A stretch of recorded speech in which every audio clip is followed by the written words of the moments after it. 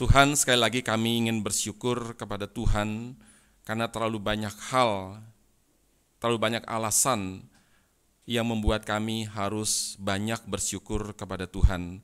Kami bersyukur kepada Tuhan pada hari ini pun kami masih diberikan kehidupan oleh Tuhan di hari Sabat yang kudus, di hari di mana Tuhan memberikan satu hari yang khusus untuk datang kembali kepada Tuhan, beribadah dan mengucap syukur kepada Tuhan atas setiap berkat yang Tuhan berikan selama 1 minggu di belakang. Kami bersyukur kepada Tuhan dan juga kami bersyukur kepada Tuhan yang akan memberikan firman kembali kepada kami. Karena kami sangat membutuhkan firman. Tanpa firman ya Tuhan, kami akan melenceng ke kanan dan ke kiri dan kami akan tersesat. Kiranya Tuhan tolong kami dengan firman yang lurus, yang meluruskan hidup kami daripada segala penyelewengan. Tuhan, kuatkan kami dan berikan kepada kami telinga seperti seorang murid dan hati yang Tuhan berkenan lembutkan oleh Roh-Mu yang kudus. Dan pakailah hamba-Mu, berikanlah kepadanya kerendahan hati ya Tuhan di dalam menyampaikan firman, dan berikanlah juga wibawa dari Tuhan di dalam menyampaikan teguran-teguran dari Tuhan. Dalam nama Kristus Tuhan kami yang hidup dan Gembala Agung jiwa kami yang senantiasa menggembalakan kami berdoa dan kami memohon. Amin. Silakan duduk jemaat sekalian. Mari kita membuka dari kitab Lukas pasal yang ke-15. Kita lanjutkan kembali saudara. Ini adalah satu bagian di mana Tuhan Yesus memberikan perumpamaan sampai 3 kali saudara, untuk menjawab orang-orang Farisi dan ahli Taurat yang sangat sombong luar biasa, yang sering kali menghina orang-orang yang dianggap rendah oleh mereka, sampai 3 kali saudara. Dan ini adalah yang ketiga. Kitab Injil Lukas pasal 15 ayat 11 hingga ayat yang ke-32. Saya membaca ayat yang ke-11, saudara 12 bertanggapan hingga ayat yang ke-32 dengan tempo yang agak lambat saja. Perhatikan intonasinya dan juga kata-kata kita renungkan supaya kita bisa lebih mengerti maksud dari ayat-ayat ini. Lukas pasal 15 ayat 11, demikian firman Tuhan. Yesus berkata lagi, ada seorang mempunyai 2 anak laki-laki. Kata yang bungsu kepada ayahnya, Bapa, berikanlah kepadaku bagian harta milik kita yang menjadi hakku. Lalu ayahnya membagi-bagikan harta kekayaan itu di antara mereka. Beberapa hari kemudian anak bungsu itu menjual seluruh bagiannya itu, lalu pergi ke negeri yang jauh. Di sana ia memboroskan harta miliknya itu dengan hidup berfoya-foya. Setelah dihabiskannya semuanya, timbullah bencana kelaparan di dalam negeri itu dan ia pun mulai melarat. Lalu dia pergi dan bekerja pada seorang majikan di negeri itu. Orang itu menyuruhnya ke ladang untuk menjaga babinya. Lalu ia ingin mengisi perutnya dengan ampas yang menjadi makanan babi itu, tetapi tidak seorang pun yang memberikannya kepadanya. Lalu dia menyadari keadaannya, katanya, betapa banyaknya orang upahan Bapakku yang berlimpah-limpah makanannya, tetapi aku di sini mati kelaparan. Aku akan bangkit dan pergi kepada Bapakku dan berkata kepadanya, Bapa, aku telah berdosa terhadap sorga dan terhadap Bapa. Aku tidak layak lagi disebutkan anak Bapa, jadikanlah aku sebagai salah seorang upahan Bapa. Maka bangkitlah ia dan pergi kepada bapaknya. Ketika ia masih jauh, ayahnya telah melihatnya. Lalu tergeraklah hatinya oleh belas kasihan. Ayahnya itu berlari mendapatkan dia, lalu merangkul dan mencium dia. Kata anak itu kepadanya, Bapa, aku telah berdosa terhadap sorga dan terhadap Bapa. Aku tidak layak lagi disebutkan anak Bapa. Tetapi ayah itu berkata kepada hamba-hambanya, lekaslah bawa kemari jubah yang terbaik, pakaikanlah itu kepadanya dan kenakanlah cincin pada jarinya dan sepatu pada kakinya. Dan ambillah anak lembu tambun itu, sembelihlah dia dan marilah kita makan dan bersuka cita. Sebab anakku ini telah mati dan menjadi hidup kembali. Ia telah hilang dan didapat kembali. Maka mulailah mereka bersukaria. Tetapi anaknya yang sulung berada di ladang, dan ketika ia pulang dan dekat ke rumah, ia mendengar bunyi seruling dan nyanyian tari-tarian. Lalu ia memanggil salah seorang hamba dan bertanya kepadanya, Apa arti semuanya itu? Jawab hamba itu, adikmu telah kembali dan ayahmu telah menyembeli anak lembu tambun karena ia mendapatnya kembali dengan sehat. Maka marahlah anak sulung itu dan ia tidak mau masuk. Lalu ayahnya keluar dan berbicara dengan dia. Tetapi ia menjawab ayahnya, katanya, telah bertahun-tahun aku melayani Bapa dan belum pernah aku melanggar perintah Bapa. Tetapi kepadaku belum pernah Bapa memberikan 1 ekor anak kambing untuk bersukacita dengan sahabat-sahabatku.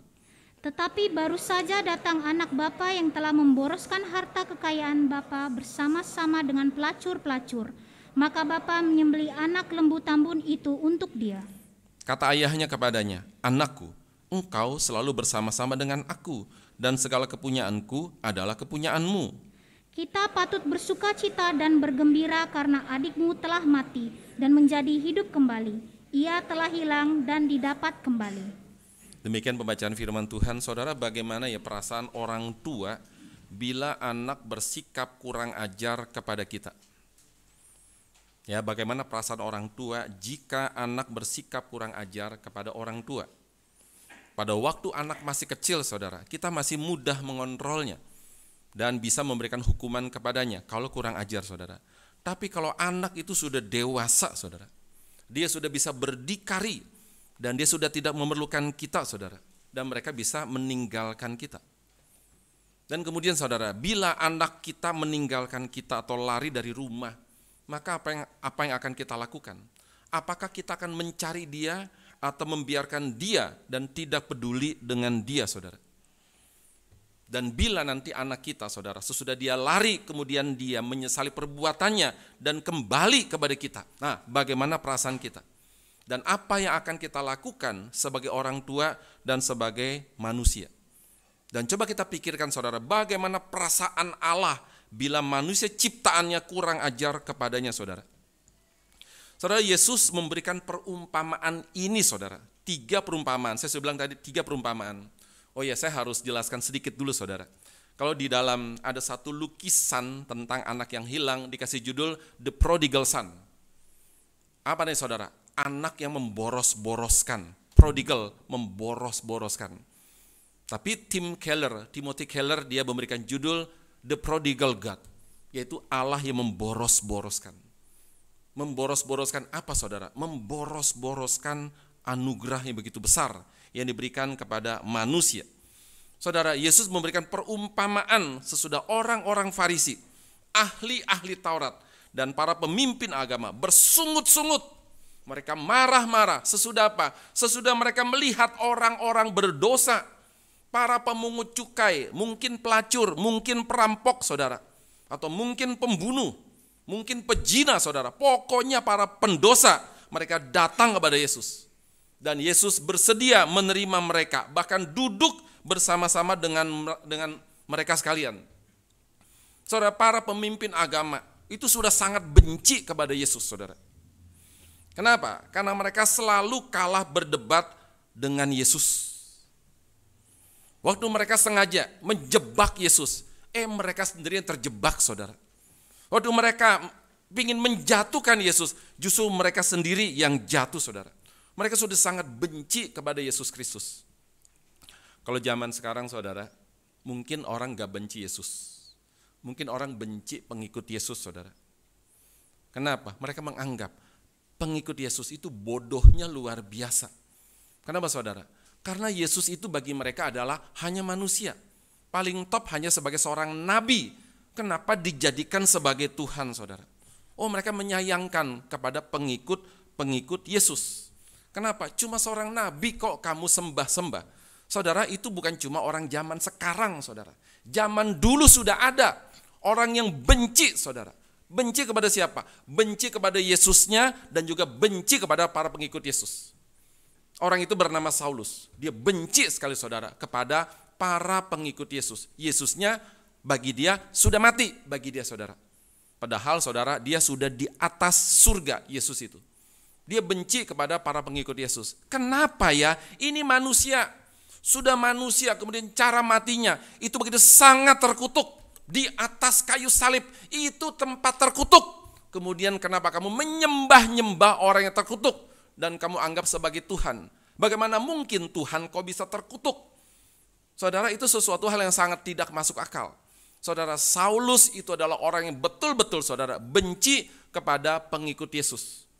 Tapi kemudian saudara, begitu kemudian Saulus dia mengerti bahwa Yesus itu mati di atas kayu salib, itu betul-betul terkutuk. Tapi Yesus tidak perlu terkutuk. Dia adalah orang yang suci. Dia tidak berdosa sedikit pun, saudara. Bahkan Yesus pun juga pernah menantang seluruh orang-orang pada zaman itu. Dan tantangan bagi seluruh umat manusia. Sampai sekarang, saudara. Dengan satu kalimat. Buktikan jikalau aku pernah berbuat dosa. Satu kali saja. Saudara, kalimat itu saudara, itu menjadi tantangan bagi siapapun juga. Kenapa saudara? Karena dia betul-betul, dia tidak pernah berdosa. Saya percaya saudara, tidak ada satupun kita di dunia, siapapun juga saudara, berani mengucapkan kalimat itu. Buktikan jikalau aku pernah berdosa, satu kali saja saudara. Tidak mungkin berani. Kenapa? Karena dosa kita terlalu banyak saudara. Kalau saya berani katakan kalimat seperti itu, nah saudara langsung ambil kertas, langsung catat-catat dosa-dosa saya. Gampang saudara, pasti ketemu. Kenapa Yesus berani katakan kalimat tantangan terbesar untuk zaman dia dan juga untuk segala zaman? Buktikan jikalau aku berbuat dosa. Apa artinya saudara? Dia tidak pernah berbuat dosa. Dan dia disalib bukan karena dia berbuat dosa. Dia disalib karena apa? Karena dosa-dosa kita. Maka kemudian saudara akhirnya Paulus mengerti. Dia disalib bukan karena dia terkutuk. Salib memang tempat terkutuk. Tapi dia disalib bukan karena terkutuk. Dia terkutuk karena menggantikan kutuk buat kita yang seharusnya kita disalib saudara. Maka kemudian akhirnya Saulus dia mengerti. Dia tidak lagi membenci para pengikut Kristus. Dan bahkan menjadi pengikut Kristus dan menjadi orang yang menyebarkan Kristus kepada begitu banyak orang. Saudara, dari satu orang bernama Paulus saudara. Injil tersebar sampai dari Asia sampai ke Eropa. Oleh satu orang saja bernama Paulus. Kenapa saudara? Dia sudah mengerti siapa Yesus Kristus. Dia tidak lagi benci Yesus, tapi kemudian dia malah mencintai Yesus. Dan dia serahkan seluruh hidupnya saudara demi Yesus yang dulu dia benci. Nah orang-orang zaman sekarang saudara tidak benci Yesusnya. Tapi dia saudara menyayangkan para pengikut Kristus. Saya harap saudara, kalau misalnya orang bertanya kepada kita, kenapa kamu menjadi seorang Kristen? Saudara harus bisa menjawab pertanyaan mereka. Kenapa saudara? Semoga saja saudara dengan penjelasan kita, mereka dari tidak mengerti menjadi mengerti. Dari tidak percaya menjadi percaya saudara. Nah orang-orangnya kita kembali, para pemimpin agama, orang-orang seperti ahli-ahli Taurat, orang-orang Farisi, para pemimpin agama, mereka sekarang lebih benci lagi kepada Yesus. Kenapa? Karena Yesus itu duduk makan bersama dengan orang-orang yang berdosa. Dulu mereka sudah benci, karena mereka selalu kalah berdebat. Dan mereka dipermalukan oleh Yesus di depan umum saudara. Mereka benci kenapa? Kami ini sudah tua loh. Kami ini sudah sekolah tinggi loh. Kami sudah dapat gelar orang Farisi loh. Kami sudah dapat gelar ahli-ahli Taurat loh. Dikalahkan oleh seorang anak muda umur 30-an. Bernama Yesus. Maka saudara mereka gengsi sekali saudara. Orang tua saudara punya bijaksana sendiri. Tetapi juga punya kelemahan tersendiri saudara. Apa saudara kelemahannya? Sudah tua merasa bijak. Sudah tua saudara merasa lebih tahu daripada anak-anak muda. Sudah tua, sudah merasa orang yang sudah sangat mahir saudara. Tidak tentu. Banyak orang tua saudara yang pikirannya masih kanak-kanak. Masih banyak saudara. Kalau kita berbicara sama orang tua saudara, ketahuan ini orang tua bijak atau orang tua yang masih anak-anak. Waktu kita berbicara sama anak-anak saudara, ketahuan, anak-anak ini ternyata sudah dewasa loh. Secara umur anak-anak, tapi secara kedewasaan itu bukan anak-anak saudara. Ada banyak orang tua yang sudah tua saudara. Semoga di sini sih nggak ada saudara ya, masih main layang-layang. Lalu kemudian betot-betotan. Kalau mancing nggak berdosa saudara, main layang juga nggak berdosa sih, nggak berdosa saudara. Tapi sayang, kalau sudah tua ya jangan saudara. Coba pikir, kenapa? Karena umur semakin lama semakin pendek. coba bersikap dewasa, coba berpikir secara dewasa.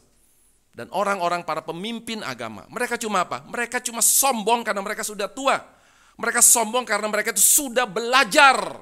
Mereka sombong karena gelar-gelar mereka. Orang Farisi loh.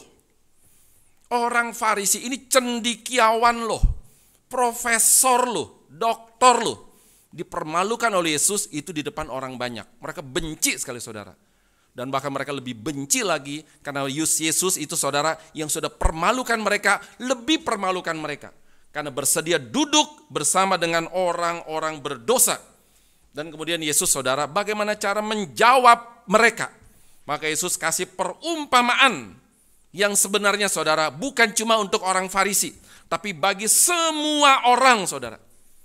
Tidak peduli orang Farisi, tapi bagi semua orang Yesus memberikan perumpamaan kepada mereka sekalian saudara. Dan kemudian saudara di dalam pasal yang ke-15 ayatnya yang ke-11 ini saudara. Langsung saja dimulai dengan perumpamaan saudara. Itu apa? Ada seorang punya 2 anak laki-laki. Saudara ingat ya, 2 anak laki-laki. Kenapa bukan perempuan saudara? Punya maksud. Kenapa? Karena anak laki-laki adalah harapan orang tua di dalam konteks orang Yahudi. Punya 2 anak laki-laki, yang sulung dan yang bungsu, saudara. 2 anak laki-laki, harapan orang tua. Tetapi yang bungsu, dia sudah berani minta warisan ketika ayahnya masih hidup. Ini kurang ajar banget, saudara. Seperti sumpahin orang tuanya, cepat matilah kau gitu kira-kira, saudara. Masih hidup, sudah berani minta warisan, saudara. Kenapa minta warisan? Ternyata si bungsu ini mau hidup bebas. Dia tidak mau terikat dan tidak mau hidup bersama dengan orang tuanya. Ya sudah kata orang tuanya, oke silakan. Maka ayahnya membagi harta kekayaannya. Nah si bungsu saudara itu mendapatkan seperberapa bagian. Kita buka dari Ulangan pasal 21 ayat yang ke-17. Ulangan pasal yang ke-21 ayat yang ke-17. Dia mendapatkan berapa bagian saudara?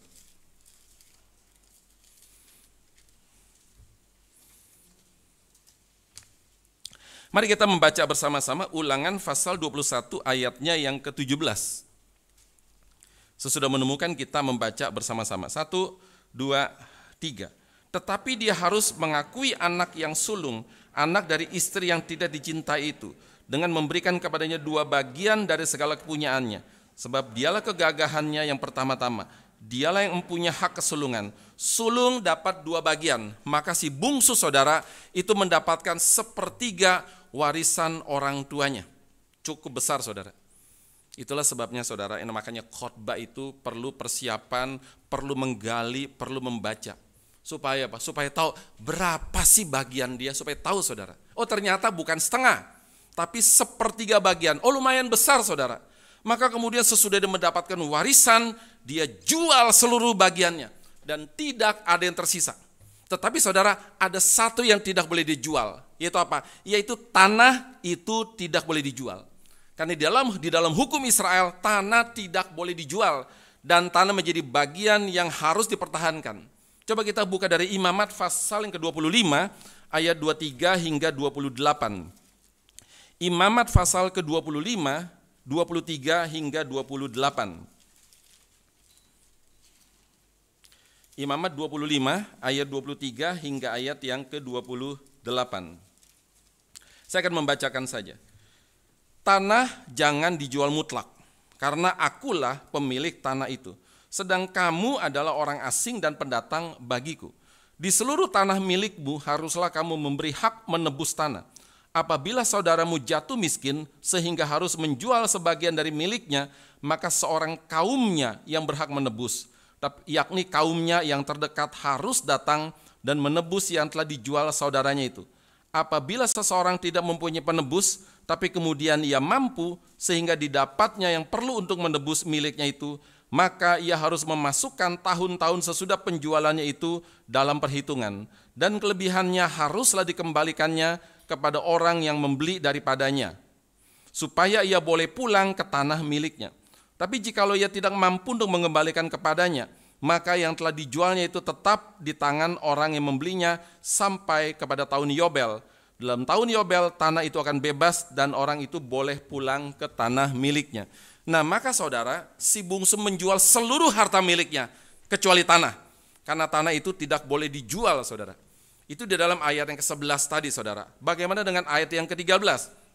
Ayat 13 kemudian dicatat, sesudah dia menjual seluruh hartanya, maka dia pergi ke negeri yang jauh. Saudara, ini penting kata-kata negeri yang jauh. Saudara, apa arti negeri yang jauh? Negeri yang jauh berarti negeri kafir yang tidak mengenal Allah. Dia tidak pergi ke tempat di daerah Israel, enggak, yang masih mengenal Allah. Tapi dia pergi ke negeri yang jauh, yang tidak mengenal Allah. Di mana waktu dia berbuat dosa saudara, tidak ada teguran-teguran dari Allah. Tidak ada teguran-teguran dari sesamanya sebagai orang Israel.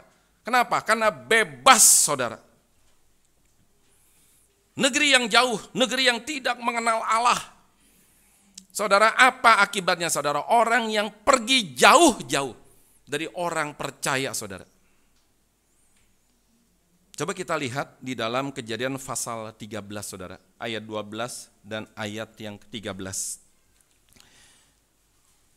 Kejadian pasal yang ke-13, ayat 12 dan 13. Ini adalah tentang pembagian wilayah antara Abraham dengan Lot.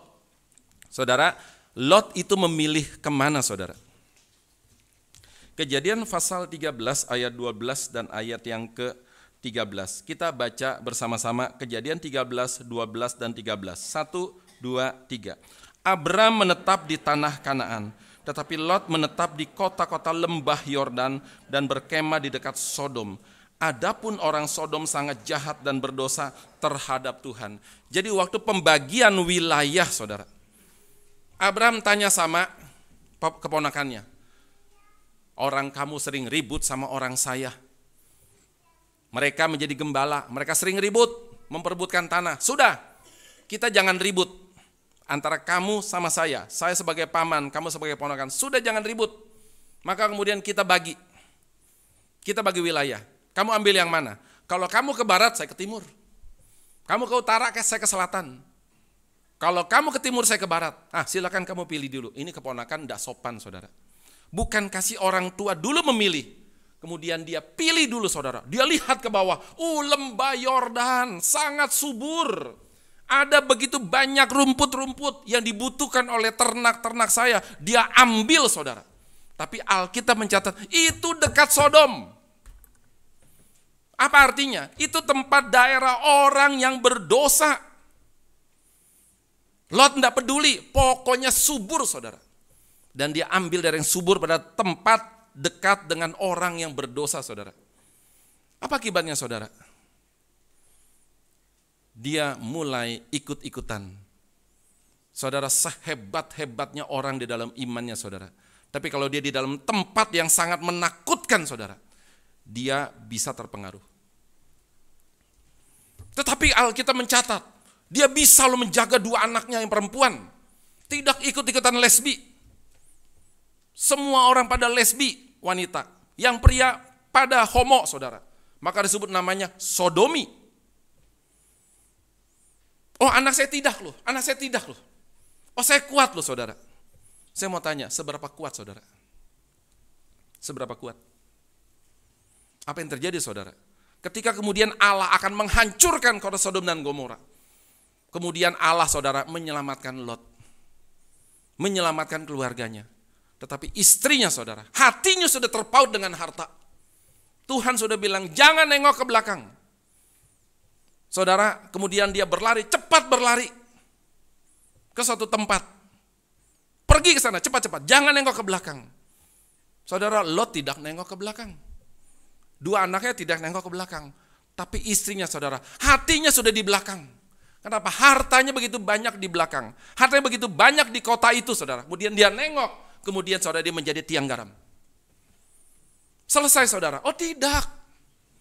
Tidak selesai.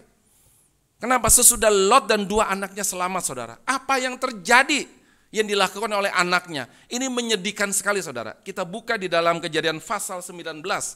Ini sangat-sangat menyedihkan sekali saudara. Kejadian pasal yang ke-19 kita baca dari ayat 35 hingga ayat yang ke-38. Kejadian 19 ayat 35 hingga ayat yang ke-38. Nanti saudara akan menemui kata-kata Moab dan Amon, saudara. Dua bangsa yang luar biasa jahat di mata Tuhan. Kita baca Kejadian 19 ayat 35 hingga 38. 1, 2, 3. Demikianlah juga pada malam itu mereka memberi ayah mereka minum anggur. Lalu bangunlah yang lebih muda untuk tidur dengan ayahnya. Dan ayahnya itu tidak mengetahui ketika anaknya itu tidur dan ketika ia bangun. Lalu mengandunglah kedua anak Lot itu dari ayah mereka. Yang lebih tua melahirkan seorang anak laki-laki dan menamainya Moab. Dialah bapa orang Moab yang sekarang. Yang lebih muda pun melahirkan seorang anak laki-laki dan menamainya Ben-Ami. Dialah bapa Bani Amon yang sekarang. Saudara, apa yang dilakukan oleh dua anaknya? Dia tidur dengan bapaknya, incest. Dia kasih minum anggur bapaknya, mabok, saudara. Dan kemudian akhirnya dua anaknya itu, saudara, tidur dengan ayahnya. Menghasilkan siapa? Menghasilkan satu anak masing-masing. Yang satu, saudara, dikasih nama Moab dan menjadi bapak bangsa Moab. Bangsa yang luar biasa jahat. Yang satu, saudara, dikasih nama Amon, yang menjadi bapak bangsa Amon yang juga luar biasa jahat, saudara. Kenapa? Lot pilih tanah lembah Yordan yang dekat dengan Sodom. Alkitab catat, saudara. Dicatat kota yang penuh dengan kejahatan. Si anak bungsu tadi, saudara, dia pergi ke negeri yang jauh. Negeri orang kafir yang tidak mengenal Allah, saudara. Dan bagaimana dengan Lot, saudara? Kitab Perjanjian Baru mencatat dia sebagai orang benar, saudara. Tapi kemudian, saudara, dia menjadi orang benar yang air matanya dah habis-habis, saudara. Mengalir dari pipinya, saudara. Coba kita buka dari kitab 2 Petrus 2 ayat 7. Alkitab mencatat dia sebagai orang benar. 2 Petrus 2 ayat yang ke-7.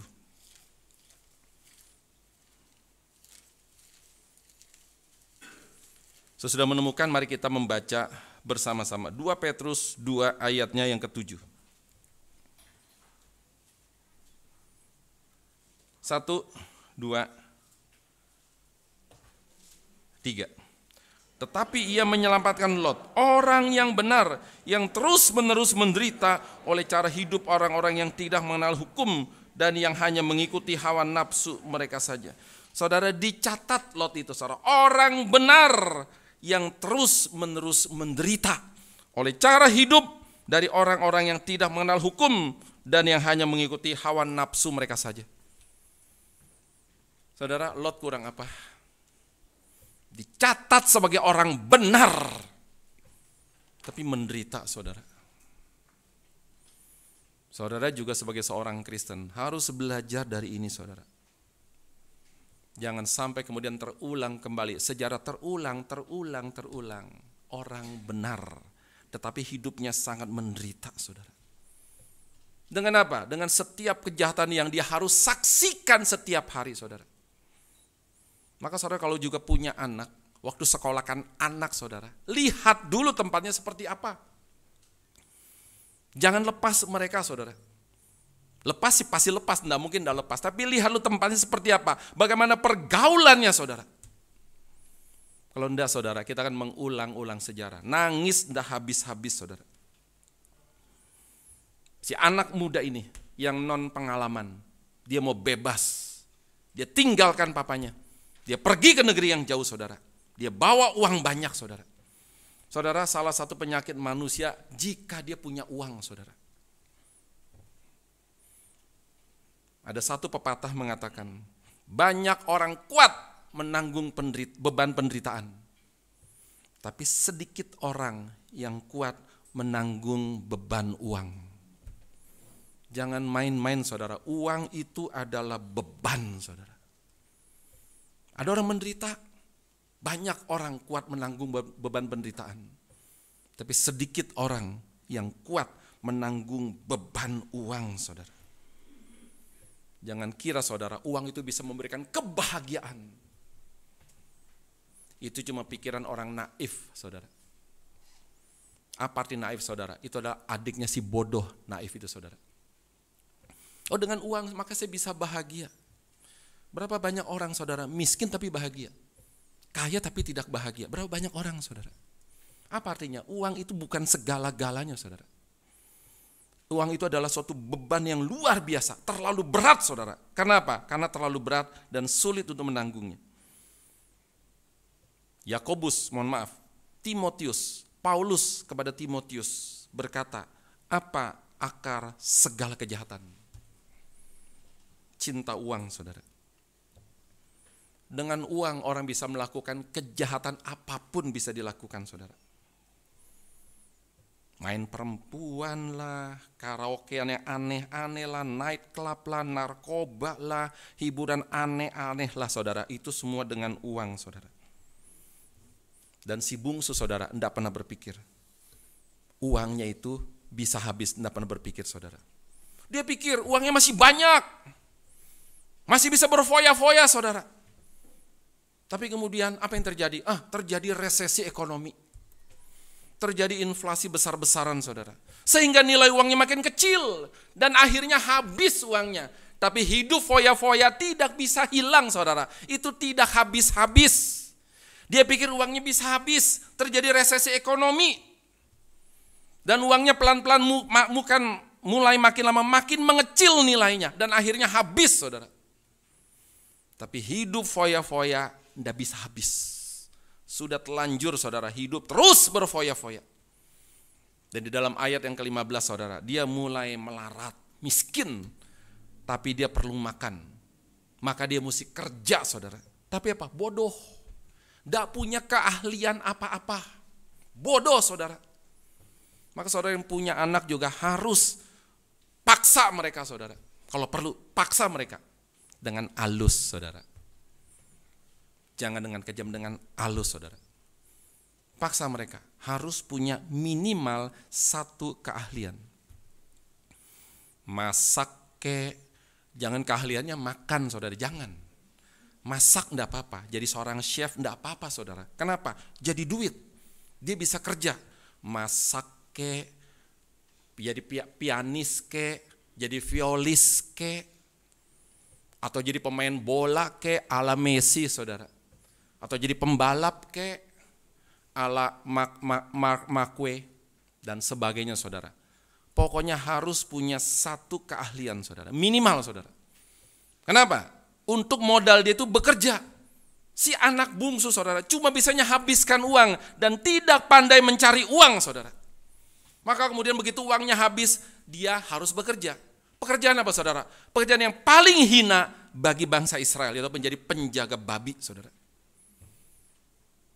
Apa kerjanya? Cuma jaga babi. Gampang, saudara, itu sangat gampang sekali. Saudara, babi bagi orang Israel adalah hewan yang haram. Tidak boleh dimakan, apalagi dipelihara, saudara. Pertanyaannya, kenapa babi diharamkan Allah untuk dimakan di dalam perjanjian lama, saudara? Padahal yang haram bukan cuma babi. Banyak, saudara. Imamat pasal ke-11. Pelanduk lah, unta lah, kelinci lah, beberapa jenis ikan yang tidak bersisik lah, beberapa jenis burung lah, ada banyak sekali, saudara. Tapi orang cuma ingatnya babi. Saya pernah tersinggung waktu pergi ke suatu hypermarket. Makanan non halal. Oh, tersinggung saya, saudara. Saya datang ke manajernya. Pak, lu kalau tulis begini, orang yang gak suka babi senang, yang suka babi tersinggung.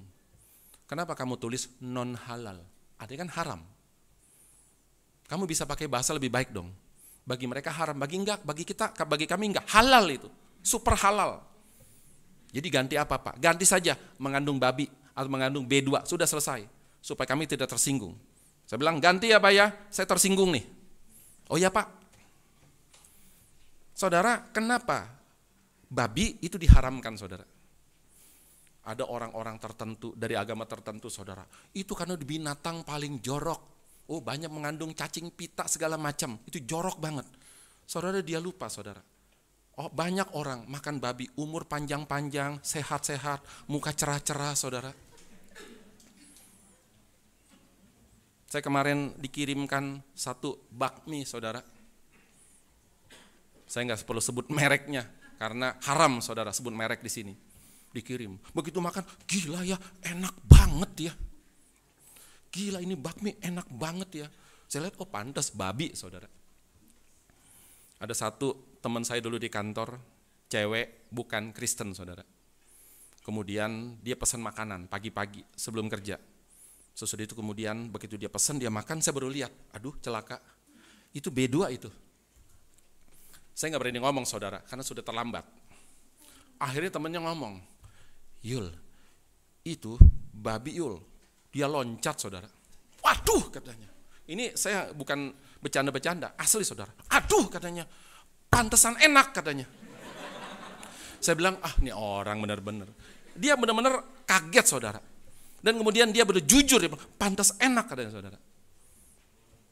Ada orang bilang, kenapa Anda boleh makan babi? Karena apa? Karena itu banyak cacing pita, cacing kremi, entah cacing apa lagi, saudara. Tapi kemudian kenapa Alkitab tidak boleh makan babi, tidak boleh makan yang diharamkan oleh Tuhan, saudara? Kenapa? Karena, saudara, untuk membedakan antara Israel yang kudus dengan bangsa-bangsa lain yang tidak kudus, yang najis. Contohnya, saudara, yaitu apa? Waktu Petrus, dia tidak mau beritakan Injil kepada Cornelius, yaitu orang kafir, bukan orang Yahudi. Maka kemudian Tuhan memberikan penglihatan kepada Petrus. Diturunkan dari atas, dari langit, saudara. Dan kemudian ada satu kain besar, dan kemudian diperlihatkan kepada Petrus, makanlah ini. Nah, Petrus ngerti, itu semua adalah barang-barang yang tidak boleh kami makan. Engkau tahu Tuhan, saya tidak pernah makan makanan haram. Saudara, itu pentingnya, apa-apa aja itu, saudara, itu penting. Dan Petrus ngerti, saudara. Kenapa? Karena itu adalah makanan yang dimakan oleh bangsa-bangsa kafir. Sebelum itu, saudara. Apa artinya, saudara? Jangan ikut mereka. Mereka mempersembahkan babi, kamu jangan ikutan mereka. Mereka mempersembahkan burung yang dianggap haram oleh Tuhan, kamu jangan ikut mereka. Kenapa? Masih ada begitu banyak binatang yang bisa dipersembahkan buat Tuhan. Itu artinya, saudara. Maka kemudian ada orang bilang itu karena itu kotor segala macam. Enggak, saudara. Bersih banget, saudara. Dan kemudian, saudara, kenapa di dalam perjanjian baru sudah diperbolehkan makan makanan yang dulu diharamkan dalam perjanjian lama, saudara? Kenapa? Karena tembok pemisah sudah diruntuhkan oleh Kristus. Tembok pemisah antara orang Yahudi dengan orang bukan Yahudi itu sudah diruntuhkan oleh Kristus, saudara. Maka yang dulu tidak boleh sekarang menjadi boleh, saudara. Coba kita buka di dalam Matius pasal 15 ayat yang ke-11. Ini pun menjadi satu ayat yang menyatakan, saudara, apa yang dulu haram itu sekarang sudah menjadi halal. Matius pasal 15 ayatnya yang ke-11.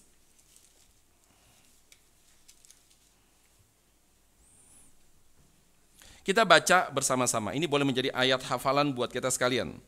Matius pasal 15 ayat yang ke-11. 1, 2, 3. Dengar dan camkanlah, bukan yang masuk ke dalam mulut yang menajiskan orang, melainkan yang keluar dari mulut, itulah yang menajiskan orang. Wah, ini ada dua kata, saudara. Dengar, cam. Bukan cuma dengar, tapi pikirkan, camkanlah. Pikirkanlah sungguh-sungguh. Bukan yang masuk ke dalam mulut yang menajiskan orang, melainkan yang keluar dari mulut, itulah yang menajiskan orang, saudara. Ada agama mempunyai sesuatu penafsiran. Apa artinya? Nah, boleh makan, asal jangan muntah, saudara. Saudara, Yesus pasti enggak seperti itu. Apa artinya, saudara? Yang keluar dari mulut itu tersimpan dari dalam hati. Apa yang tersimpan dari dalam hati keluar melalui mulut, saudara. Itu haram, najis, saudara. Apa misalnya? Kata-kata yang tidak benar. Kata-kata umpatan, iri hati, benci, motivasi jahat, saudara. Itu yang haram, saudara. bukan barangnya saudara, tetapi pikirannya dan juga kalimat-kalimat yang keluar dari mulut kita saudara. Saudara hati-hati ya, kalau menghujat orang saudara, hati-hati saudara. Yesus bilang itu haram loh, itu najis loh. Hati-hati saudara, marah itu boleh saudara. Alkitab tidak melarang kita marah saudara. Tapi jangan keluar kata-kata yang merendahkan orang, menghina orang, itu jangan saudara. Kenapa? Kita memang sudah tidak lagi masalah soal makanan saudara. Tapi masalah di dalam mulut. Hati-hati, itu menjadi haram bagi Tuhan saudara. Apa yang Allah haramkan dulu saudara, kemudian Allah yang juga tidak haramkan lagi saudara. Kita buka di dalam Kisah Rasul 10 ayat yang ke-15. Ini tentu tentang Kornelius dengan Petrus. Kita baca Kisah Rasul pasal 10 ayat yang ke-15. Sesudah menemukan kita membaca bersama-sama. 1, 2, 3.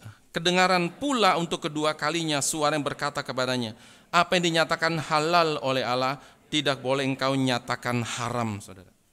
Benda-benda tadi dinyatakan haram oleh Petrus. Allah bilang makan, berarti halal saudara.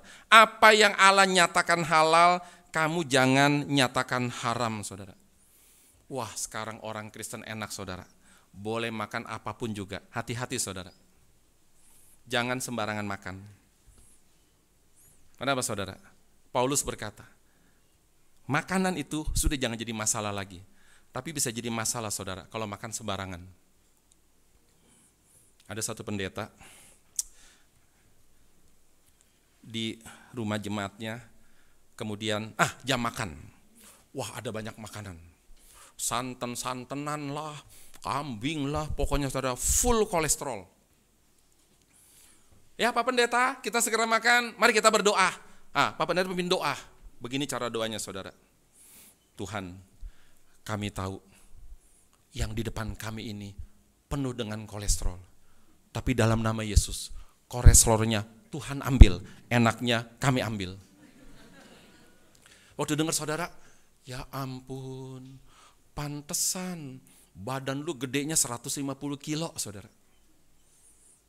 Nggak perlu sebut nama saudara, karena haram sebut-sebut nama di sini saudara. Badan begitu besar harus pakai itu tuh, apa namanya itu, saya nggak ngerti itu, yang huruf Y saudara. Kenapa? Kalau nggak jalannya turun, karena perut terlalu besar saudara. Maka dia bilang, Tuhan kami tahu ini penuh dengan kolesterol. Sudah kolesterolnya, dalam nama Yesus engkau ambil, sisanya buat kami saudara. Itu namanya saudara mencobai Tuhan. Saudara, dalam perumpamaan ini, si anak muda kerja di tempat yang paling hina. Itu apa? Menjadi penjaga hewan haram bernama babi, saudara. Dia bukan saja tidak boleh makan babi, dia malah saudara menjaga babi, saudara. Dan sekarang saudara, paling parah, dia makan bersama babi-babi. Pertama tidak boleh makan babi, tidak boleh pelihara babi. Sekarang saudara, dia menjadi penjaga babi dan makan bersama dengan babi-babi saudara. Dari sini kita bisa belajar, itu adalah suatu tanda kerohanian yang sudah hancur, yang sudah rendah sampai tahap yang paling rendah. Alkitab pernah mencatat juga saudara, Yunus disuruh oleh Tuhan pergi ke Niniwe. Apa yang dilakukan oleh Yunus saudara? Kalau andai Niniwe di barat, dia ke timur. Dia pergi kemana? Dia pergi ke Yope saudara. Itu adalah pantai. Dari tempat dia pergi ke pantai, turun saudara, turun. Secara geografis. Kemudian dia turun lagi naik perahu saudara. Kemudian dia turun lagi sampai tempat yang paling rendah.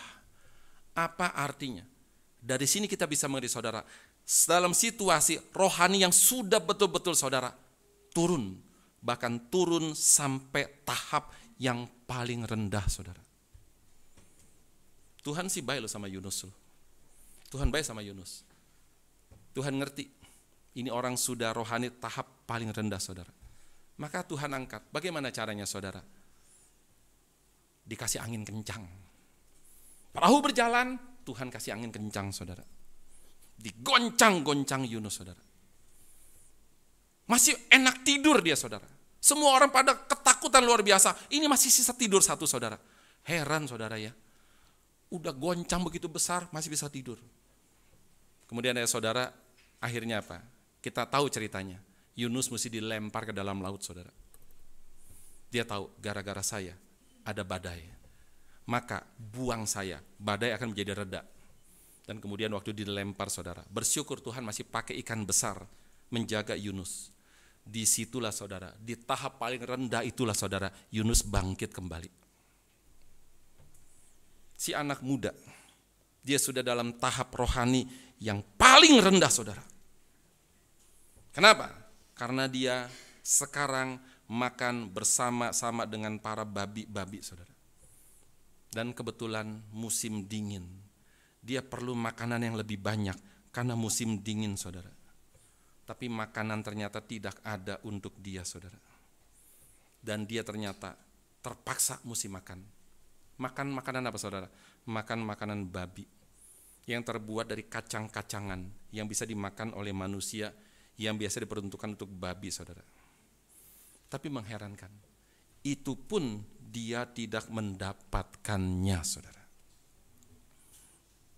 Kemudian sudah pikir-pikir sekian lama, pikir lagi, sekarang saya sudah menjadi penjaga babi, rendah luar biasa. Bagaimana kalau orang melihat saya?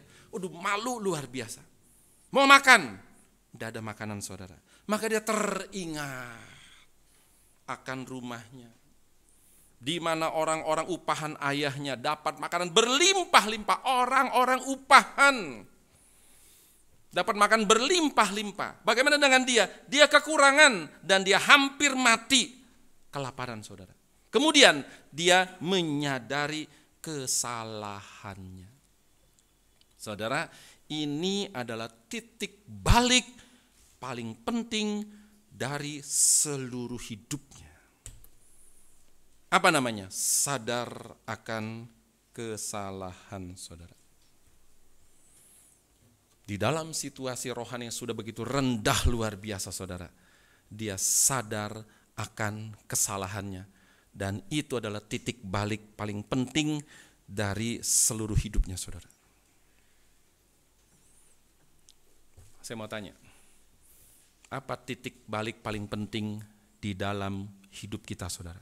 Kapan? Apakah dulu waktu saudara miskin jadi kaya, itu titik balik paling penting? Atau saudara dari bersalah, sadar saya bersalah? Apakah yang itu, saudara? Ini menjadi pertanyaan buat kita sekalian, saudara. Memang begitu banyak orang baru sadar sesudah terpuruk sangat rendah. Memang banyak, saudara. Memang agak disayangkan. Tapi juga begitu banyak orang sudah terpuruk pun tidak sadar-sadar. Sampai kapan, saudara? Sampai mati. Mereka pikir sudah tidak punya harapan lagi. Sudah terlanjur basah. Buat apa lagi? Orang sudah tidak mengakui saya. Orang sudah buang saya. Buat apa lagi, saudara? Sudah bunuh diri saja, saudara. Itu namanya sudah berlebihan, saudara. Si anak muda ini, saudara, titik baliknya, saudara, pada waktu dia dalam tahap paling rendah, itu titik balik paling penting dalam seluruh hidupnya, saudara. Miskin, saudara. Malu luar biasa, itu titik balik, saudara. Apakah dia bunuh diri? Oh, tidak. Dia berani menanggung akibat dari semua perbuatannya, saudara. Dia sudah permalukan dirinya. Dia sudah permalukan orang tuanya. Dia sudah permalukan keluarganya, saudara. Dia berani bertanggung jawab, saudara. Balik namanya, saudara. Banyak orang pengecut, berani berbuat, tidak berani bertanggung jawab. Irjen F, saudara, sudah berbuat, tidak berani tanggung jawab. Dia malah bunuh orang, saudara. Saya bisa membayangkan bagaimana si J itu, saudara, melas-melas diikat. Tolong jangan tembak saya, tolong jangan tembak saya. Beberapa orang sudah pegang pistol, saudara. Tembak dia, saya kasih kamu 1 miliar. Saudara, mungkin orang itu tidak mau 1 miliarnya, cuma takut ditembak, saudara. Maka kemudian dengan Entah bagaimana hati perasaannya saudara, dia mesti tembak temannya saudara. Kenapa saudara? Pengecut. Sudah ketahuan salah, tidak mau tanggung resiko. Malah dia bunuh orang saudara. Dan kemudian orang itu dipermalukan namanya saudara. Oh, dia itu melecehkan istri saya, ingin perkosa istri saya. Maka kemudian terjadi tembak-tembakan saudara. Ternyata bohong semua saudara. Mentang-mentang seorang bintang 2 saudara. Tapi tidak dengan si anak muda yang kacau balau hidupnya saudara. Dia berani tanggung akibatnya. Dia pulang saudara. Dan kemudian saudara, dia pulang, lalu kemudian dia sebut sebagai orang yang tidak layak. Aku tidak layak lagi disebut sebagai anak Bapak, karena saya sudah mempermalukan Bapak saudara. Maka dia minta diperlakukan sebagai apa? Minta diperlakukan sebagai seorang upahan saudara. Status orang upahan itu lebih rendah daripada seorang budak saudara. Bahkan dia minta, aku sudah tidak bisa lagi disebut sebagai anak Bapak, karena saya sudah mempermalukan Bapak. Sebut saya sebagai orang upahan yang lebih rendah daripada seorang budak saudara. Ini satu sikap yang sangat baik, namanya tahu diri saudara. Dia tidak minta dianggap sebagai anak, cuma diminta sebagai orang upahan saudara. Banyak orang sesudah berbuat dosa saudara, tidak mau tobat. Oh, mau tobat sih mau, tetapi saudara tidak mau tanggung resiko. Kasih syarat saudara, saya mau tobat ya, asal saya tidak dihukum di dalam penjara. Saudara, itu bukan tobat namanya. Kita sudah berani berbuat saudara, siap di penjara. Di penjara digebukin, itu mah resiko saudara. Saudara, Alkitab mencatat sesudah itu dia menyadari kesalahannya, titik balik dalam hidupnya saudara. Kemudian dia bangkit saudara. Alkitab mencatat dia bangkit dan pulang kembali ke rumahnya yang begitu jauh. Kenapa? Dulu dia pergi ke negeri yang jauh, sekarang dia mau balik saudara, jauh juga saudara. Jauh loh. Di jalan kaki, pasti jalan kaki saudara. Dan kemudian dia kembali ke negerinya yang dulu dekat, yang sekarang jauh saudara. Maka si ayah bagaimana? Waktu melihat dia saudara, tergerak oleh belas kasihan si ayah saudara. Alkitab seringkali mencatat, yaitu apa? Tuhan itu saudara tergerak oleh belas kasihan. Waktu melihat anaknya pulang, digebukin saudara? Enggak. Dirangkul, dicium. Saudara, dia suruh pelayan-pelayannya siapkan 3 hal. Pertama, ambilkan jubah. Saudara, apa arti jubah? Jubah dikhususkan untuk tamu-tamu khusus. Anak yang kurang ajar ini saudara. Ambil jubah yang hanya untuk tamu-tamu khusus, ini buat orang khusus, yaitu anakku saudara. Ambil cincin sebagai lambang kekuasaan saudara. Ambil lagi sepatu sebagai lambang kamu ini orang bebas, kamu bukan budak saudara. Ini yang ketiga saudara. Yang keempat, potong anak lembu yang paling tambun saudara. Kenapa dia melakukan semua itu saudara? Ayat 24, sebab anakku ini telah mati dan menjadi hidup kembali, dia telah hilang dan didapat kembali saudara. Ini satu ayat yang menjadi konfirmasi yang paling penting dari seluruh ayat ini. Kenapa dia mau melakukan semuanya itu saudara? Sebab anakku ini telah mati dan menjadi hidup kembali, dia telah hilang dan didapat kembali. Saya percaya saudara, itu si bungsu saudara, enggak berani macam-macam lagi sekarang. Iya ya, gue karena jadi indah saudara. Dia makin rasa makin ciut saudara. Kenapa? Makin rasa enggak layak. Tetapi apa yang terjadi dengan si sulung? Si sulung bukannya gembira dengan kepulangan adiknya yang sudah bertobat saudara. Dia malah marah-marah saudara.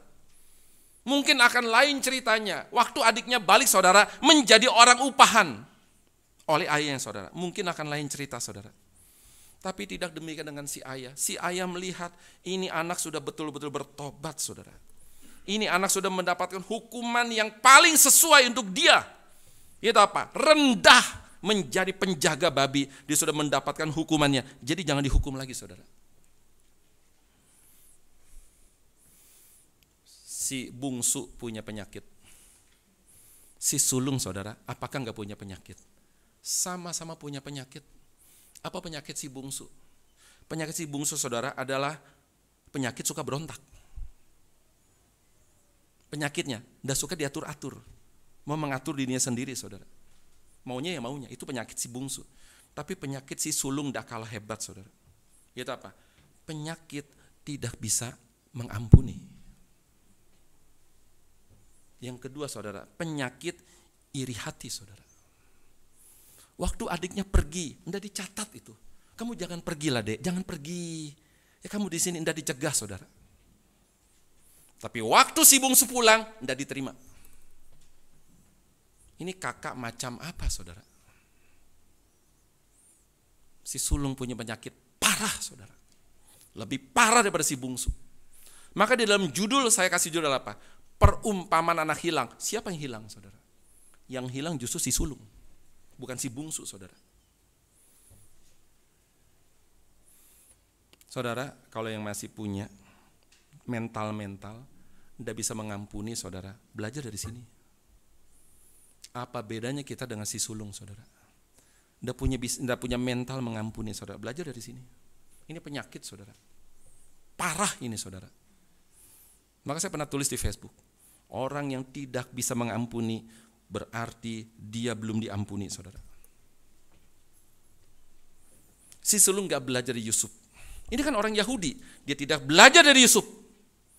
Yang sudah disakiti oleh saudara-saudaranya, abis-abisan saudara. Pertama mau dibunuh. Ternyata ada Ruben, jangan kasihan, kita jual saja sebagai budak saudara. Jadi pembantu saudara, budak si Yusuf. Tapi kemudian waktu Yusuf jadi raja saudara, dan kemudian saudara-saudaranya datang kepada dia saudara, apakah Yusuf lampiaskan marahnya kepada saudaranya saudara? Enggak.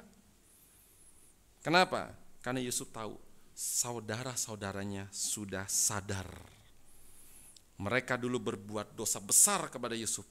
Mereka juga telah kehilangan seorang saudaranya akibat iri hati dan kebencian mereka saudara. Yusuf tahu itu. Dan juga Yusuf tahu saudara bahwa mereka juga sudah dihantui rasa bersalah akibat perbuatan mereka saudara. Apa jadinya jika Yusuf balas dendam? Membunuh semua saudaranya saudara. Bukankah tidak pernah ada bangsa Israel sampai sekarang saudara? Justru Tuhan izinkan kejahatan saudara-saudaranya supaya saudara Yusuf bisa menjadi seorang raja di Mesir. Kenapa? Karena Tuhan ingin jadikan Israel sebagai sebuah bangsa yang besar. Coba kita buka dalam Kejadian pasal 50. Kejadian pasal yang ke-50, kita baca ayat yang ke-15 hingga ayat yang ke-21. Apa tujuan daripada Tuhan melakukan semua ini kepada Yusuf? Kejadian 50 ayat 15 sampai 21, saya akan bacakan. Ketika saudara-saudara Yusuf melihat bahwa ayah mereka telah mati, berkatalah mereka, boleh jadi Yusuf akan mendendam kita dan membalaskan sepenuhnya kepada kita segala kejahatan yang telah kita lakukan kepadanya. Sebab itu mereka menyuruh menyampaikan pesan ini kepada Yusuf. Sebelum ayahmu mati, dia telah berpesan, beginilah harus kamu katakan kepada Yusuf, ampunilah kiranya kesalahan saudara-saudaramu dan dosa mereka, sebab mereka telah berbuat jahat kepadamu. Maka sekarang ampunilah kiranya kesalahan yang dibuat hamba-hamba Allah ayahmu. Lalu menangislah Yusuf ketika orang berkata demikian kepadanya. Juga saudara-saudaranya datang sendiri dan sujud di depannya serta berkata, kami datang untuk menjadi budakmu. Tetapi Yusuf berkata kepada mereka, janganlah takut, sebab aku inikah pengganti Allah. Memang kamu telah mereka-rekakan yang jahat terhadap aku, tetapi Allah telah mereka-rekakannya untuk kebaikan dengan maksud melakukan seperti yang terjadi sekarang ini, yakni memelihara hidup suatu bangsa yang besar. Kamu sudah mereka yang jahat kepadaku, tapi Allah membuatnya, menggantikannya menjadi hal yang baik buat aku dengan maksud, yaitu apa? Memelihara hidup suatu bangsa yang besar, saudara. Itu menjadi poin daripada kisah Yusuf, saudara. Saudara, kata bangkit di ayat 18, saudara, bukan sekedar berdiri. Si bungsu dari duduk menjadi penjaga babi sadar, dia bangkit. Itu bukan sekedar saudara berdiri, tapi dia betul-betul mau sungguh-sungguh meninggalkan dosanya dan tidak mau lagi ke dalam dunianya yang lama, saudara. Dan dia mau sungguh-sungguh kembali kepada ayahnya, saudara. Bagaimana si sulung? Dia seharusnya terima adiknya yang sudah bertobat, saudara, walaupun tidak mudah. Lagi pula, saudara, si adik tidak minta dianggap anak kok. Saya tidak minta kok. Saya cuma minta sebagai orang upahan kok. Lebih rendah dari budak kok, saudara. Saudara, kita tidak bahas panjang lebar si sulung, saudara. Tapi dalam aplikasi kita bisa belajar dari si sulung. Apa yang menjadi inti perumpamaan Yesus dari tentang perumpamaan anak yang hilang, saudara. Si bungsu itu mewakili para pemungut cukai dan orang berdosa lainnya. Si sulung itu mewakili para ahli Taurat dan juga orang-orang Farisi yang semua orang itu merasa diri orang benar. Sehingga mereka tidak perlu merasa pengampunan dari Tuhan. Sehingga saudara, mereka tidak mau mengampuni si bungsu. Tidak mau mengampuni para pemungut cukai, saudara. Melalui perumpamaan ini saudara kita bisa belajar. Allah itu seperti si ayah yang penuh dengan kasih. Yang begitu sedih melihat anak-anaknya. Yang sudah merasa mampu sendiri. Yang sudah tidak perlu lagi ayahnya, saudara. Yang mau bebas sebebas-bebasnya. Tapi saudara, Allah seperti si ayah itu yang terus menunggu kepulangan anaknya. Si ayah tahu, saudara, bahwa anaknya pasti tersesat dan pasti akan menderita, saudara. Tapi si ayah dia tetap mengasihi anaknya dan terus menunggu kepulangan anaknya, saudara. Bahkan ketika anaknya pulang, dia kasih jubah terbaik, kasih cincin, kasih kasut, saudara. Dan dia potong lembu buat anaknya. Kenapa si ayah melakukan semuanya ini? Sebab anakku ini telah mati dan menjadi hidup kembali. Dia telah hilang dan didapat kembali. Ini menjadi satu ungkapan yang sangat luar biasa, saudara. Bagi si ayah ketika anaknya kembali. Demikian pula dengan Allah, saudara. Yang akan gembira luar biasa. Bila orang berdosa mau datang kembali kepada dia, saudara. Dia tunggu dengan sabar. Seperti seorang ayah yang setiap hari keluar lihat, saudara, rumah. Menunggu jangan-jangan anaknya pulang, saudara. Apakah si ayah bosan menunggu? Tidak bosan, saudara. Lama, tapi tidak pernah bosan, saudara.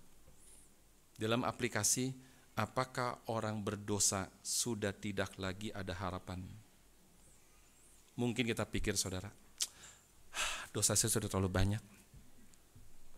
Tidak ada harapan lagi. Saudara, dosa sebesar apapun juga, saudara, tetap ada harapan. Kenapa? Karena Alkitab memberikan harapan. Di dalam Yesaya 1:18, saudara, firman Tuhan, sekalipun dosamu merah seperti kirmisi, akan menjadi putih seperti salju. Sekalipun berwarna merah seperti kain kesumba, akan menjadi putih seperti bulu domba, saudara. Kalau saudara yang punya dosa besar, jangan minder, saudara. Ada harapan. Yang punya dosa kecil, saudara, jangan sombong. Kenapa? Jangan-jangan kita seperti si orang Farisi, merasa dosa kecil, saudara. Si bungsu, bangkit, saudara. Tinggalkan hidup yang lama kepada hidup yang baru, saudara. Saya mengajak saudara, setiap kali dengar khotbah itu bukan cuma dengar, saudara. Seperti kata Yesus, dengar dan camkanlah, saudara. Yang terakhir, saudara. Bila dua perumpamaan yang lalu, saudara, menggambarkan Allah yang berinisiatif mencari manusia yang hilang. Gembala cari domba yang hilang. Maka sekarang saudara, Allah yang penuh kasih, yang terus menunggu anaknya pulang, saudara. Bagaimana kita sekarang, saudara? Dulu kita itu seperti anak yang bungsu. Suka berontak kepada Allah. Kita pulang, saudara. Hati-hati, saudara. Sekarang kita bisa menjadi anak yang sulung. Kalau kita, saudara, tidak mau mengampuni, kita tidak beda dengan anak yang sulung. Mari kita berdoa. Tuhan Bapa di dalam surga, kami bersyukur pada hari ini Tuhan masih mau berfirman kembali kepada kami.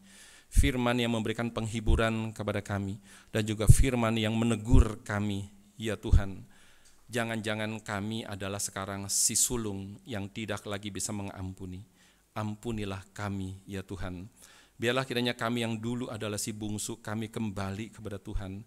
Biarlah kiranya kami yang sulung juga kembali kepada Tuhan dan belajar mengampuni orang yang bersalah kepada kami.